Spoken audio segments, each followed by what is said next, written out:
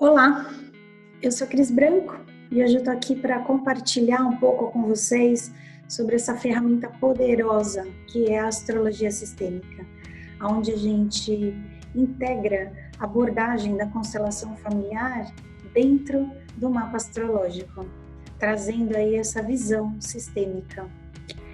O mapa natal, mapa de nascimento astrológico, ele é a posição dos planetas naquele dia, naquele horário, naquela cidade que você nasceu. E esse posicionamento, ele vai trazer aí os principais desafios, bloqueios, dons, talentos, habilidades, feridas. E ele vai mostrar para a gente, ele é um mapa, como o nome diz, ele é um caminho, uma direção. Ele vai mostrar para a gente as experiências aí que a gente vai ter, que a gente vai atravessar, para voltar para a essência que a gente verdadeiramente é. Eu, particularmente, eu acredito que a missão de todo ser humano é voltar para essa essência, para o amor, para o divino em nós.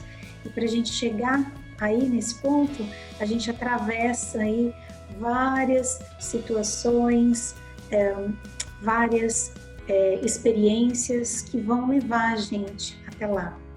E essas experiências, elas foram escolhidas aí antes do nascimento. E a gente pode enxergar essas experiências dentro desse mapa. Hoje eu vou falar um pouco sobre 3 temas que eu considero, através aí da minha observação nos atendimentos astrológicos, os mais importantes relacionados às principais queixas, às principais questões das pessoas, onde a gente encontra realmente aí os bloqueios e tudo aquilo que impede a fluidez nas áreas da vida, que são eles o Quiron, as feridas de infância, as dores que vão levar a dons, habilidades e a nossa cura, a nossa jornada, o nosso processo de cura. A Lilith, que vai marcar sombras, tudo aquilo que a gente vai reprimir, excluir, e quando integrado traz uma energia criativa, um empoderamento muito forte. E os nós lunares, também conhecidos como Karma e Dharma, onde a gente vai ter repetição de comportamentos, onde a gente vai se sentir estagnado e vão existir ali lealdades invisíveis com o nosso sistema familiar. Então, começando aqui com Quiron. Bom, antes de começar, trazendo um ponto, que eu acredito que é fundamental, é muito importante, que é o para quê? Para que eu quero saber tudo isso? Para que eu quero olhar para minha ferida de infância, para as minhas sombras ou para os meus padrões? Sem consciência não existe transformação. Isso é o que essa frase, ela fez e ela faz todo sentido para mim. Se ela fizer sentido para você, esse conteúdo aqui pode te trazer muitos insights, porque eu acredito que enquanto a gente não tem a compreensão das nossas dores, a gente não consegue aí curá-las. Quando a gente não traz para a consciência esses padrões, a gente não tem como parar de repeti-los. Então, a consciência é o primeiro passo para que a gente vá nesse processo de cura para a compreensão, porque a compreensão ela vai muito além do entendimento. Então, quando a gente traz consciência para algo, a gente trabalha aqui no conhecimento. Então, eu trouxe, eu dei luz para aquilo, eu entendi logicamente o que está acontecendo, e aí eu tenho toda uma jornada, tenho todo um processo para partir desse entendimento para uma compreensão que ela tem mais relação com o sentir. Então, quando eu sinto que aquilo é real, quando eu me permito vivenciar as minhas dores, quando eu me integro com aquilo com as partes que eu excluí de dentro de mim, é que eu vou ter verdadeiramente aí a cura ou a dissolução de tudo isso. Então, começando aí com o ponto do Quiron, das feridas de infância. No mapa natal, a gente consegue identificar aonde esse astro vai estar, o signo e a casa. E com esse posicionamento, a gente consegue identificar qual é a área da vida e quais são as dores que a gente vai ter profundas, dores de alma ali, e que a gente vai, ao mesmo tempo, vai buscar uma cura dentro daquela área e dentro daqueles comportamentos. Sempre aquilo que nos machuca é o que a gente vai poder oferecer para o mundo como uma dádiva, como realmente um dom. Eu sei que pode parecer meio sem sentido, agora no começo, né? Mas vamos lá. Então, voltando lá para a infância. Todo mundo, do 0 aos 7 anos, aí no primeiro setênio, vai passar por algum tipo de situação onde a criança que a gente que a gente era ali, se sentiu em algum momento abandonada, rejeitada, traída, humilhada. Então a gente tem várias feridas aí que podem ser ativadas. E essas feridas, elas vão ser como um filtro para aquela criança que a gente era, para enxergar algumas situações. E a partir dessas dores, quando a gente forma a identidade, a partir do 7, a gente vai criar o ego. A gente vai desenvolver o ego. E o ego está ali para proteger a gente daquelas dores que aconteceram naquele primeiro setênio, que ativaram, né, no primeiro setênio. Então, o nosso ego vai agir, vai criar uma máscara, uma personalidade, né, uma persona, para nos proteger, para que a gente não sinta mais aquela dor. Então, às vezes, muita gente cria uma máscara, por exemplo, do bonzinho. Então, eu preciso ser boa para todo mundo, eu preciso que todo mundo goste de mim. Então, isso é uma máscara que meu ego cria. Ou eu preciso fugir, eu preciso sair correndo das relações porque eu não quero me machucar. Isso é uma máscara também criada lá na infância, que bloqueia, que não permite que a gente seja quem a gente é. Então, voltando lá no Kiron, através desse posicionamento a gente consegue enxergar aonde a gente vai ter essa dor e como que a gente faz para trazer primeiro a consciência, depois o entendimento e a compreensão. Então, eu vou dar um exemplo para vocês. Quem tem Kiron nos signos de terra, terra é o elemento que representa o sustento, que representa o concreto, a realidade. Então, quem tem feridas nesses signos vai machucar, vai doer as situações aí relacionadas ao corpo, ao trabalho, à organização do dia a dia, do lidar com a realidade. E é ali que está o antídoto para essa dor. Usando essa força é que se chega na cura. Então, quem tem aí o Kiron nos signos de fogo, então tem dor relacionadas à iniciativa, à liderança, à coragem, a fazer sozinho. Não tem dores aí do abandono. E é justamente ali que vai ter essa cura. Quem tem Kiron nos signos de água vai ter dor nas questões emocionais, então na carência afetiva, nos dramas, na vitimização, e são nas emoções e nos sentimentos que vai encontrar o seu empoderamento.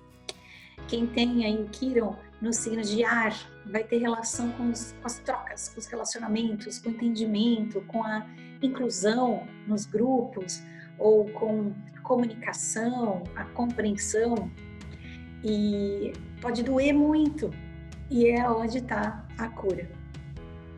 Então, aquilo que nos faltou na infância, aquilo que nos machucou, é o que a gente vai poder dar para o mundo em abundância. Só que a gente não vai poder querer receber isso de volta dos outros, porque senão a gente acaba se colocando de novo no lugar de criança machucada. Eu vou dar exemplo para ficar mais fácil. Então, e sempre a ferida vai ser um filtro.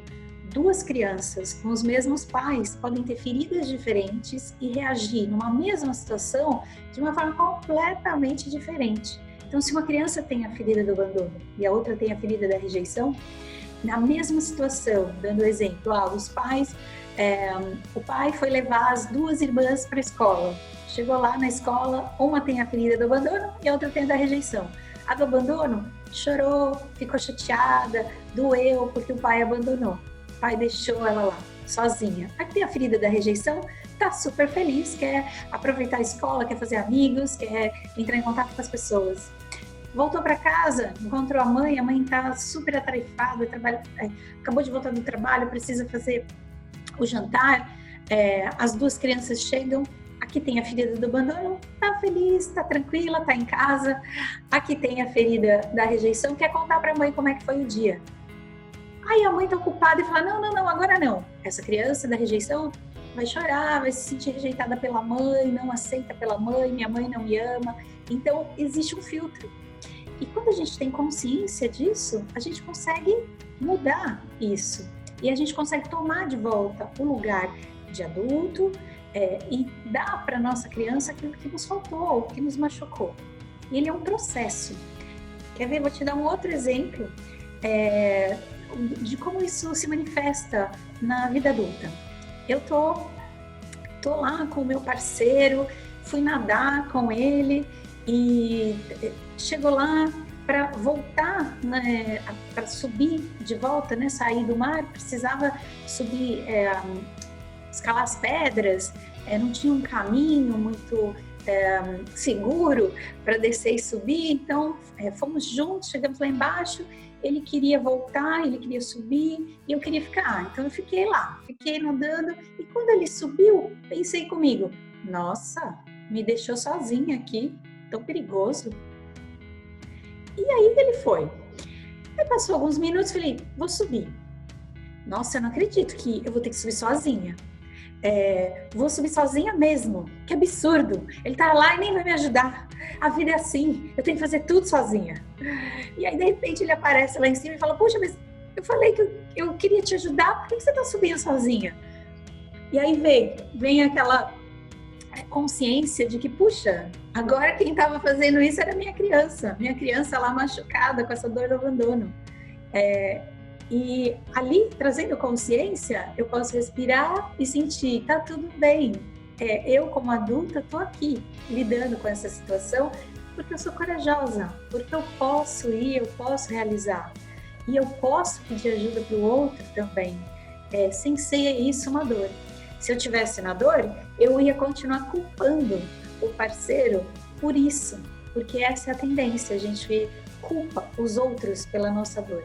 Tem uma frase da Lise Bourbeau, eu adoro o livro dela, o livro As 5 Feridas, é um livro incrível. E nesse livro ela diz, não existem pessoas culpadas, existem pessoas que sofrem.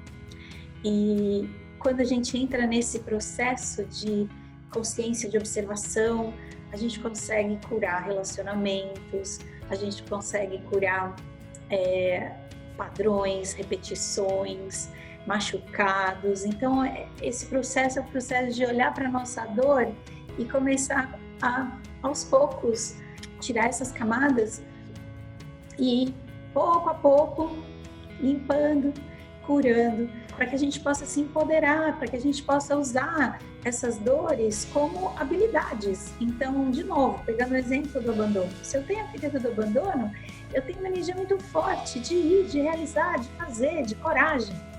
Essa é a minha cura. E isso, e esse processo a gente vai conseguir identificar dentro do mapa e através de ferramentas, exercícios, visualizações, meditações, técnicas que podem ajudar a gente a ir de volta, de encontro com essa criança para levar a gente de volta para a nossa essência. Então, Kiron, esse é um ponto bem importante, bem bacana, que eu particularmente sou realmente apaixonada.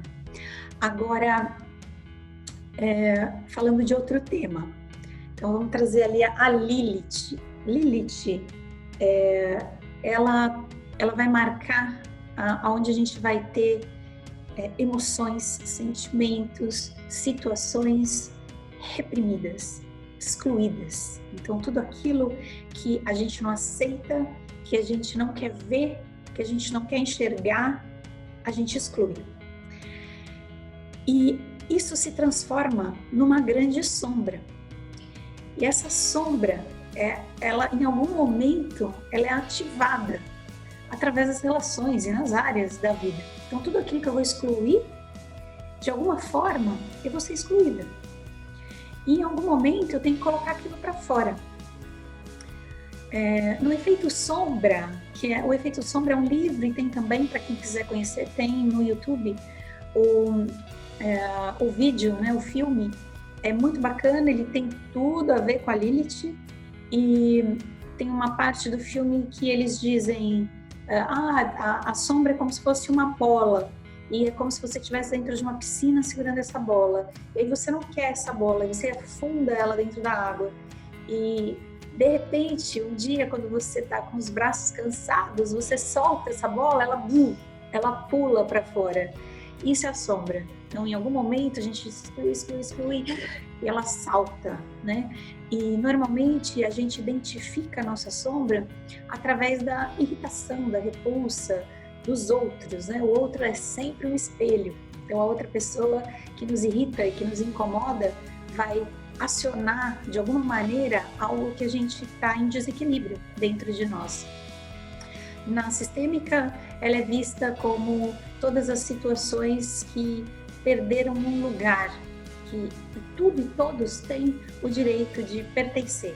Todos temos um direito dentro do nosso sistema, sejam sentimentos, emoções, situações, membros familiares. E ali a gente vai representar aquilo que a gente está excluindo.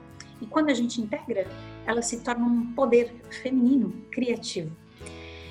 Todos esses pontos, a Quiron, Lilith, o que eu vou falar depois do eixo kármico, eles têm muita relação com a mitologia. Quando a gente entende a mitologia, a gente consegue ter uma compreensão maior também.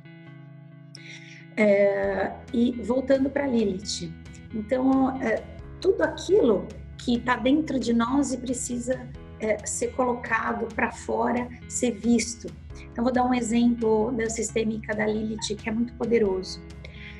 Se eu tenho essa Lilith aí dentro da casa 4 ou da casa 5 no meu mapa, o signo de Câncer, ou também aí dentro da casa 12, eu vou ter situações relacionadas à maternidade, à exclusão da maternidade. Então, eu vou ter ligação com as histórias antes de mim ou da minha própria jornada ligadas a abortos, a perdas naturais, a natimortos, e eu excluo isso, finjo que aquilo não existiu, não atravesso aquela situação.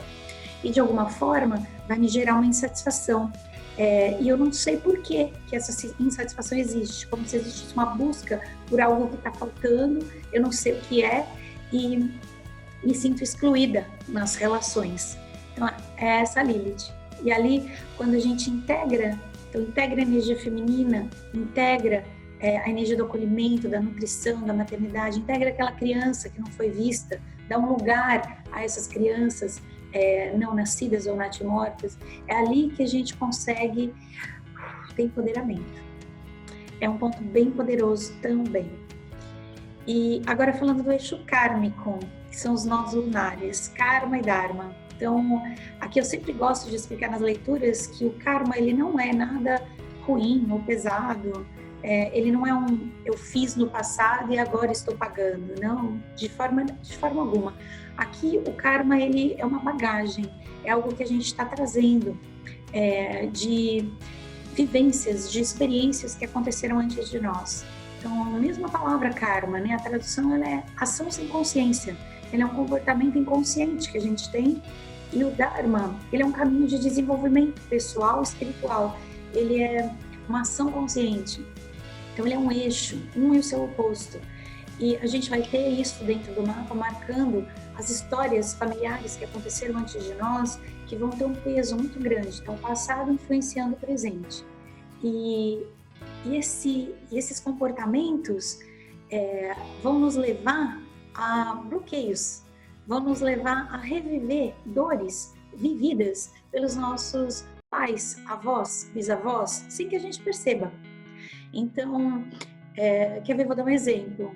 Então, se eu tenho aí a conexão de lealdade, de repetição de história ligada ao meu pai teve falência de empresa. Então, em algum momento da minha vida, eu fui lá abrir uma empresa e fali. Então, eu repeti a história dele. E num outro contexto, de uma outra forma.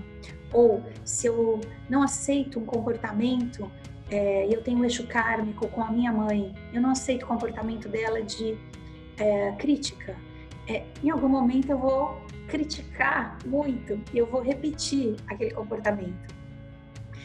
E trazer consciência a isso é levar a gente para o não julgamento, como eu falei lá no começo. Então, quando a gente para de julgar, quando a gente tem aceitação, e aqui o julgamento sempre é feito por amor, é assim que a gente enxerga na visão sistêmica, né? Que existe muito amor entre as ligações familiares, as histórias, tudo aquilo que a gente viveu, né? Que nos traz até aqui. E cortar esse julgamento, seja ele, eu julgo porque eu tenho pena, eu julgo porque eu tenho raiva, não importa, ele é um julgamento.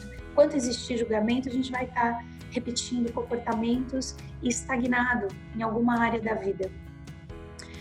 E fazer esse reconhecimento é ir para esse potencial de evolução. Então, dentro do eixo kármico, a gente pode encontrar também a distorção das energias feminina e masculina.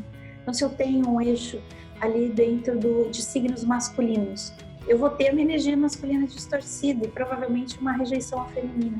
E a mesma coisa no contrário, se eu tenho o eixo kármico no feminino, eu vou ter o feminino distorcido e uma rejeição ao masculino. Então, vão marcar esses comportamentos, dependendo do signo da casa, que a gente veio equilibrar. E tudo vai estar relacionado à forma que a gente entendeu a nossa relação com os nossos pais, com os nossos avós, tudo que aconteceu antes de nós. Por isso, na astrologia sistêmica, o trabalho ele é muito profundo, ele é intenso, onde a gente precisa identificar essas histórias, onde a gente vai identificar essas experiências, para que com consciência a gente traga o entendimento e a compreensão para levar a transformação e para a cura. É isso por hoje. Então, vejo vocês no próximo vídeo. Um beijo enorme e até a próxima.